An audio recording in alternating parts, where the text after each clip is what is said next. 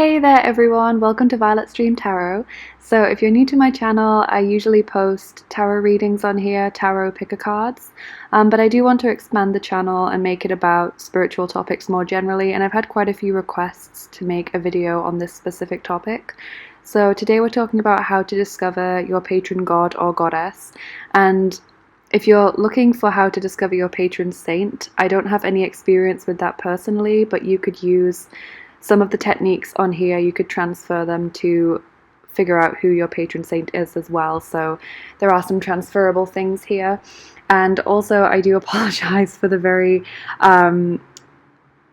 low-tech video that I'm making today. I don't really have much background in filmmaking or technology really, so I thought I would just do it like this, where it's kind of a slideshow in some ways, and I thought it would be helpful anyway to see what I'm saying kind of written on the screen, and also especially if English is not your first language, I thought that would be helpful. So we're just going to do it like this today, just slides, and kind of keep the information as concise and understandable as possible. So firstly, let's start out by asking, what is a patron god? So a patron god is a particular god who either watches over us for our entire lifetime and who is with us for everything that we experience in this lifetime, or a god who comes into our life for a specific period of time to help us learn a lesson, or to grow as a person in a particular area of our life. So without getting into too much detail here and theology, some people would say that there are several different gods and they're all very different from one another, and they have their own areas of expertise, for example gods of love, or gods of writing and knowledge, gods of agriculture, for example. And some people would say that God all belongs to one force, one kind of energy that is God, but that it takes on different forms. So for example, kind of like how we are as human beings, we are very different when we're alone at home to when we're out with friends, or when we are at work or at school, or if we are in a room full of people we don't know. We're very different in all of these scenarios, but we're still the same person. We still have all of the same capabilities, but in these different scenarios we're there to achieve different things, and so we seem like very different people. For example, have you ever met someone that you know and you see them out with their friends and you almost don't recognize them because they're such a different person to the person that you know them as? And that's because they are taking on a kind of different personality, a different form of themselves to achieve something different. So however you want to think about God and believe in God, these are just some examples, but that's what a patron god is. They're either there kind of like a guardian angel for your entire life, or there will also be gods who come in to help you with certain things, maybe if you're going through a particularly challenging time, or if you need to learn to become braver or more assertive or more compassionate. There will be gods there to help you learn these particular lessons in life. So the next thing I thought I would ask in this video is, why should you seek out your patron? And the first thing, which I can't stress enough, is you don't have to. If you don't want to, if you feel in any way uncomfortable with the idea, or you feel like maybe you'd like to do it but you're not ready yet, you absolutely do not have to. In spirituality as well as in life, you should never do anything that you don't feel comfortable with. And even if you feel like it's something you should be doing because other people who have similar beliefs to you are doing it, or people that you look up to are doing it, you still don't have to do it. And maybe if you feel like you want to do it but you feel like you're not ready yet, well, that's also fine. You know, God isn't going anywhere. You can leave it and maybe come back to it in a few months or a few years whenever you feel more ready or more able to do it. That is absolutely fine. But if you've clicked on this video, then chances are you're curious about it, or you've been feeling called to do this for a while anyway. So if you feel at any point uncomfortable with this video, then please do click off it, because I don't want anyone to feel confronted or uncomfortable or offended by this idea. So, reasons why you should seek out your patron if you're feeling called to is that it can help you build up your connection with the divine, and it can enhance your spiritual practice. And what I mean by that is sometimes when we think of God as this kind of almighty being, this all-encompassing being, that can seem very overwhelming and very alienating to a human, because it's so difficult to conceptualize and to imagine. So if we instead focus on just one aspect of it, for example, a god of the sky, or a god of the sea, or a god of love, or a god of the home, then that gives you an easier access into religion and into spirituality. Just like if you're starting to learn a new skill, for example, if you're learning about physics, you don't start by learning the entirety of physics and going over all of the details. You start with something that's just one topic, and that's how you work your way in.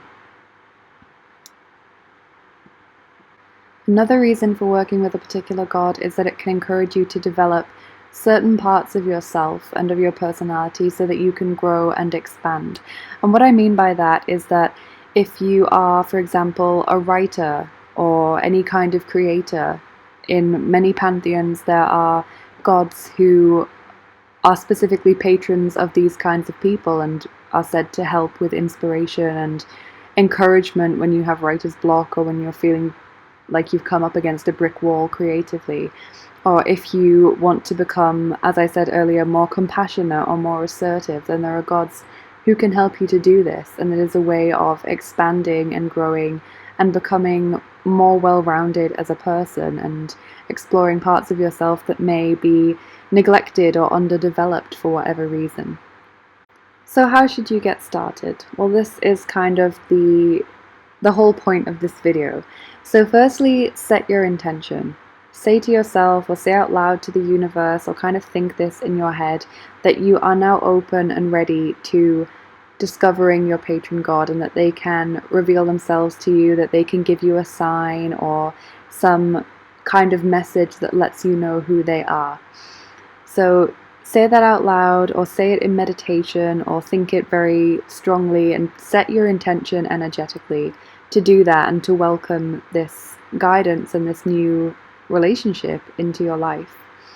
And secondly, as with many things, this is going to require a little bit of research on your part. So I would encourage you to read up a little bit on different pantheons. Pantheons are a group of gods. So for example, that could be Greek gods, Egyptian gods, Norse, Celtic, Hindu. I would encourage you to read about several groups, even if, for example, you think you're only interested in Egyptian gods. You might also want to read about Celtic gods, because that may be where your patron is coming from. And when you are reading about these, I would encourage you to read the mythological stories, maybe some Wikipedia pages or other informative pages. And just in general, even if you aren't interested in discovering a patron god, I would encourage you to read the mythology anyway, because I think it's such a wonderful thing about humanity that we have these amazing stories that bind us and combine us throughout our history, that we can be proud of, even if we're not from that particular culture. Like, it is something that humanity has achieved and loved for centuries, for millennia, and I think it's such a wonderful thing to tap into that old wisdom and these wonderful stories. So definitely do that, whether you're looking to gain any kind of relationship with a patron god or not. But things to look out for, especially when you're looking at the gods of pantheons, firstly is what each god is the god of. So are they the god of the sky? Are they the god of writers? Are they the god of travel and foreigners, for example? But also look at the different symbols that are associated with each god. So they might have their own special symbol. Like Hermes or Mercury has the caduceus, for example. Or there are often animals that are associated with gods, or a particular type of plant. For example, a certain flower or a certain tree will be associated with them. That's like their trademark, their little sign. or sometimes there are colours that are associated with them, or other natural things like shells, for example, or clouds. So look out for those symbols because they could be used to communicate with you going forward. That could be the kind of guidance that you're given. And also there are standalone gods or figures that you might want to include. I'm calling them gods or figures. You can call them, whatever term feels right for you. Ascended masters is one that's often thrown around as well.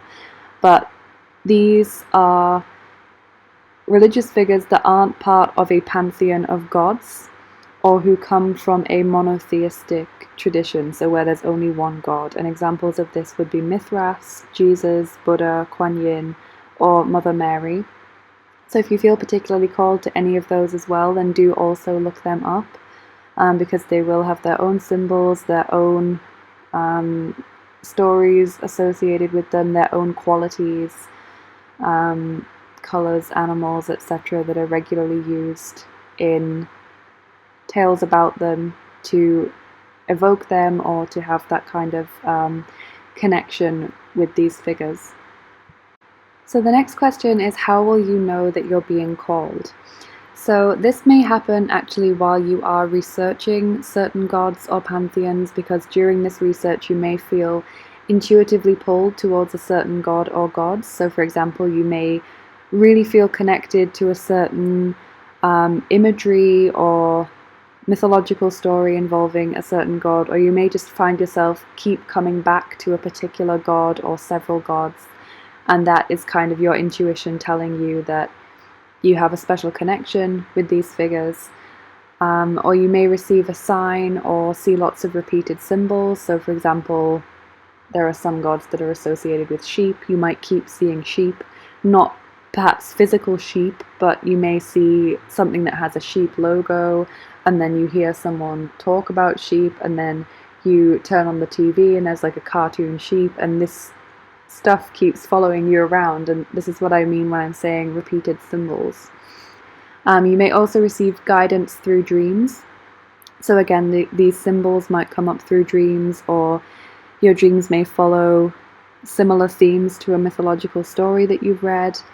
There may even be a particular god that comes to you in a dream. In some cases it's very obvious like that, but more often it is repeated signs or symbols that you will see that point you in the right direction, as well as your own intuitive feelings. So it's this kind of combination of things.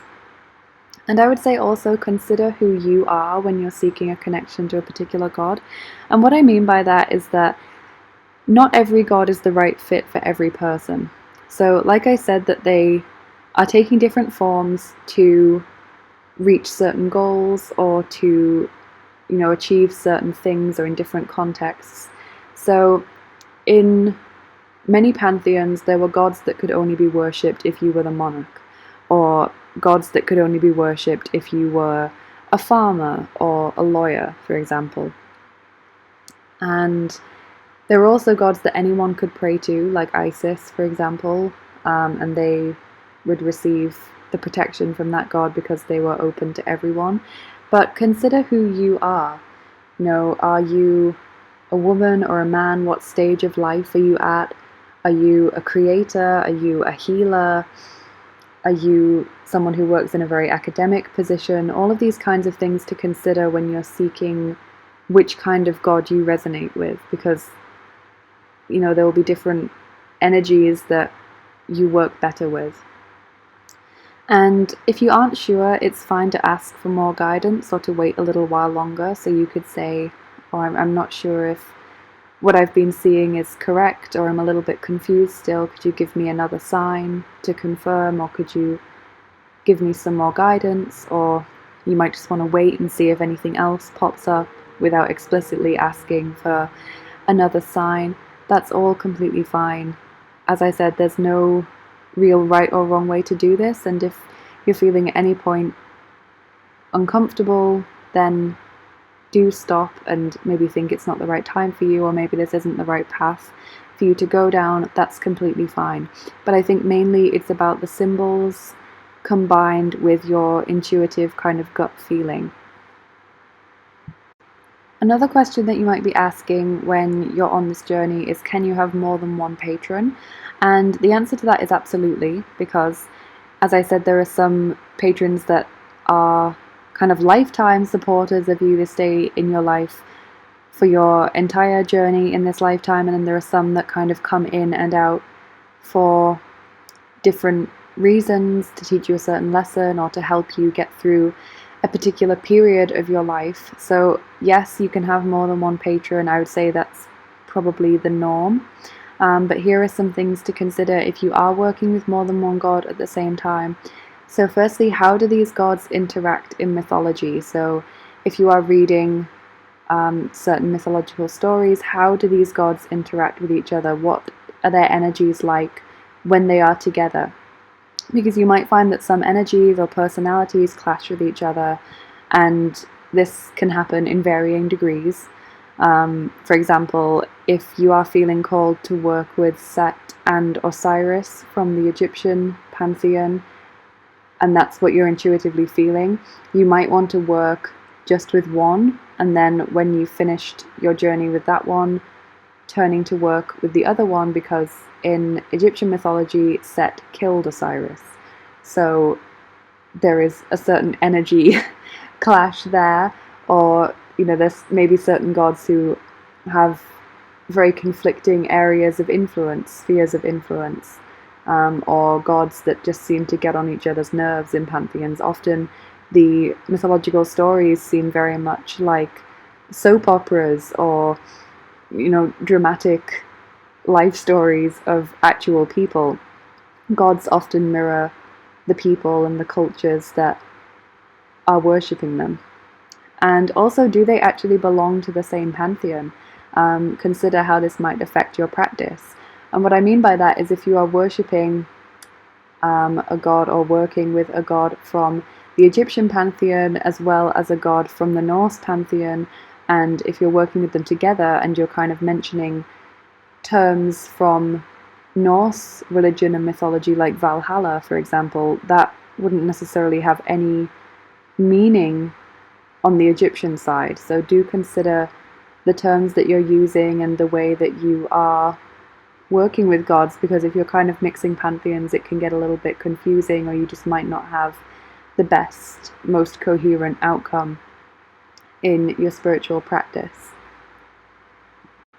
Another question that you may be asking yourself is, how can you build a relationship with your patron? Especially if you have no background in religion, if you weren't brought up in any particular religion, or if you are very new to spirituality in general, you may not know how to go about this, and you may worry that you're doing something wrong. And one thing that I do just want to say is that there is no right or wrong way to do this. I just want to encourage you to follow what you feel you're being called to do intuitively, whether that is prayer, whether that is meditation, saying your thoughts out loud, just keeping it in your head, writing it down. There's no right or wrong way to do it. So you can call on your patron in prayer or in meditation, or both. Building up a regular practice is going to be the most helpful thing for you, I would say.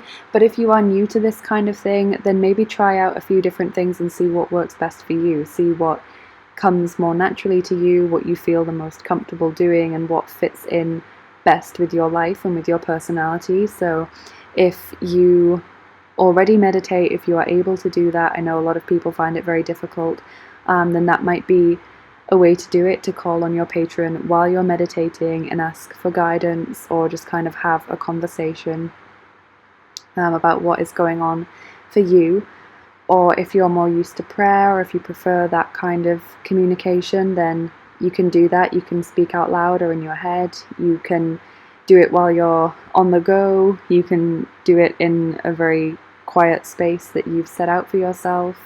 What a lot of spiritual people nowadays call sacred space. Like, you might clear a desk and put some candles or something on there, or like images to focus your mind. Or you might have a corner of your room cleared where you put some cushions or something, just to make it that little separate space. So whatever works best for you.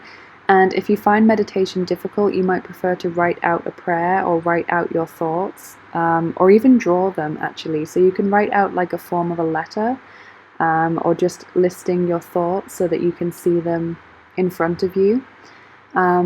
Or if you are more creative in like an artistic sense, like with drawing, you could draw something, you could draw your situation, you could draw symbols that to you represent what you're going through or what you're thinking about. For example, a flower, like growth and blossoming. And that could be your way of doing this, and while you're doing that, you can think your prayer, or you can think kind of explaining to your patron what these symbols mean for you and what you're kind of doing through this communication. And you can mention things you're worried about, things you're hoping for, what's going on in your life, and ask for help, protection, or guidance. So you can say, oh, I'm really worried about this. I've got all this stuff going on and it's causing me a lot of stress, or I'm really hoping that this will go well. I've really put a lot of work into it and I'd like to see it turn out well. Or you could say, I'm worried about my family member, I'm worried about my friend, or I'm having difficulties with this person. We just don't seem to see eye to eye, or, you know, work is demanding a lot of me. You know, just talking about things as you would to a friend really, or to a spiritual counselor like a priest, or anyone that you would go to with your worries and ask for advice. And so you can ask for help in a certain situation, or more generally you could say, please help me to be able to do this correctly, or to do this well. Help me to finish my book that I'm writing. Help me to inspire other people to live well. Help me to do my best at work, to achieve my goals and my targets. Help me to be happy and healthy. Or you can ask for help on someone else's behalf. If they're struggling, you could say, could you please help my dear friend or my family member who's going through a difficult time? Could you offer them some comfort or some hope, some guidance? You could ask for protection if you're feeling anxious or you're feeling unsafe. A lot of people like to do a daily prayer where they ask for protection for their family or their home, for example. And guidance as well. If you're feeling a little stuck or a little lost, you can ask for advice or for guidance. You know, give me a sign to tell me whether I'm on the right path or not, whether what I'm doing is right.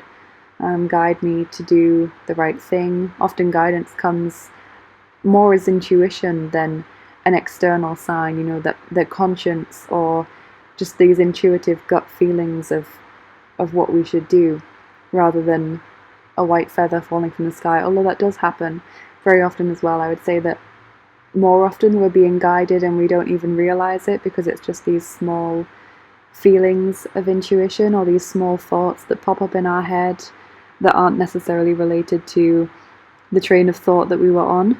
It's just this small way of guiding us that's a lot more subtle than a big angel appearing in a dream. And now for some other tips or things to consider. Obviously the video that I've just made is not an exhaustive list. You'll be able to find other things online, I'm sure. There are probably other videos or articles about this. This is just my own personal take on the situation, so don't see this as, you know, the complete be-all and end-all of what you have to do. There will be other techniques that might work better for you. But I would say don't be afraid to look at some pantheons that are less well-known or less popular worldwide. For example, African, Chinese, Japanese, Sumerian pantheons. I can think of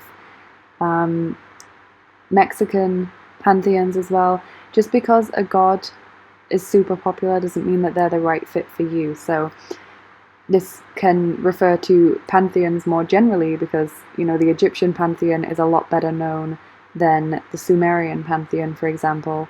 And similarly, I would say Zeus is a lot better known than Dionysius. So just because the pantheon or the god is more popular or more written about or more familiar to you, it doesn't mean that they're the right fit for you. You know, energies can clash, personalities can clash, and they just might not have the sphere of influence and the sphere of specialization that you need in your life.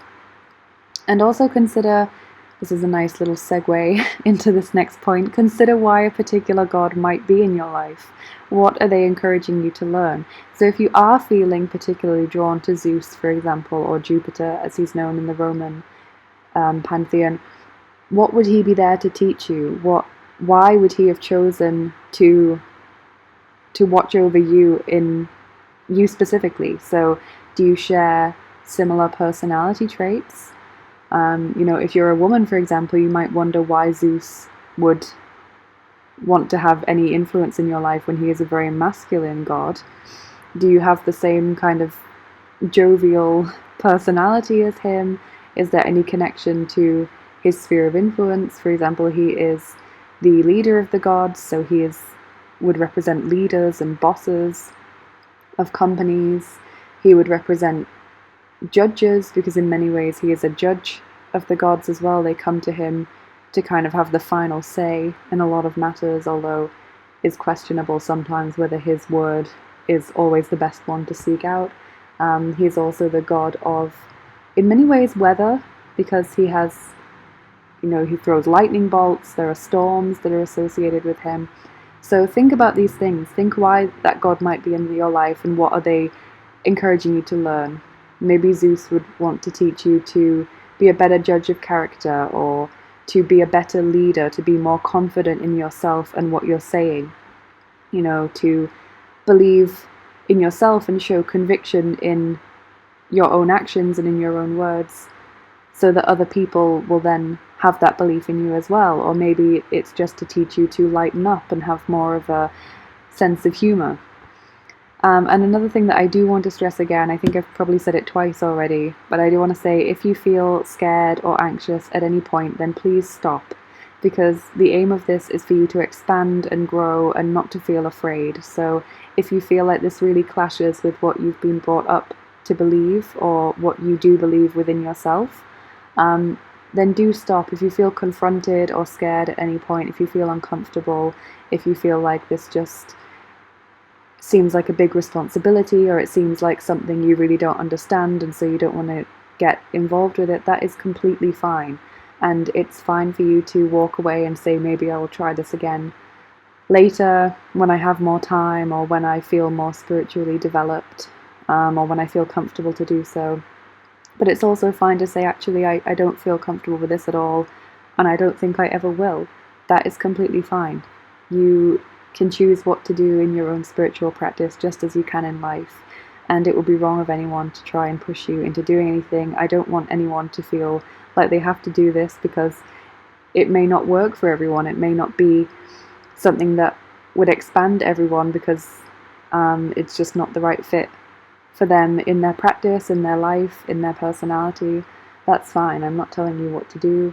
I would never even encourage you to do something if you didn't feel like you were up to it. So this is just to give my own experience a little bit, and also to give some pointers for people who are interested in this kind of thing, who are open to it and are a little bit curious as to how to move forward, or how to get started, or what this kind of practice entails. So if you've got to the end of this video, thank you so much for sticking around. I hope it's given you some helpful pointers and things to consider. I don't think that it will be an overnight thing for many of you. I think it will take a little bit of research if you don't know much about pantheons in general, or if there are certain figures that you would like to know more about. I think it's helpful to kind of be aware of what their symbols are, of what their sphere of influence is, and why they might be coming into your life. But I do hope it's given you some good advice and some good ways to get started. If you like this kind of video that's kind of not tarot focused but more on spirituality generally, then do let me know in the comments. If you want to leave any suggestions for videos like this that I could make in future, also let me know. I'm very open to suggestions. I'm not the font of all knowledge. I don't know everything when it comes to spirituality, but I can give you examples from my own experience and things that have worked for me and people that I know. So I'd be very happy to do that. So do let me know in the comments if there's anything in particular you'd like to see, and if I can make a video on that, I can try. If you're new to the channel, welcome. Do consider sticking around. Do hit the subscribe button if you haven't already, and if you found this enjoyable and informative, please do leave me a like and share with a friend as well if you think that they would benefit from this. And have a lovely rest of your day. And as I've written on this very low-key, very untechnical slide, go forth and flourish. And I've got some lovely little symbols there, which could be symbols of the god that might get in touch with you. Stars, rainbows, clouds, flowers, for example. You see, it's all coming together. It's all come beautifully together at the end of the video. So I do hope that this is helpful for you. I hope it enhances your life and your spiritual practice and helps you to grow and sets you on a new path in your journey. Have a lovely rest of your day. Take care of yourselves, and I'll see you again soon. Bye bye.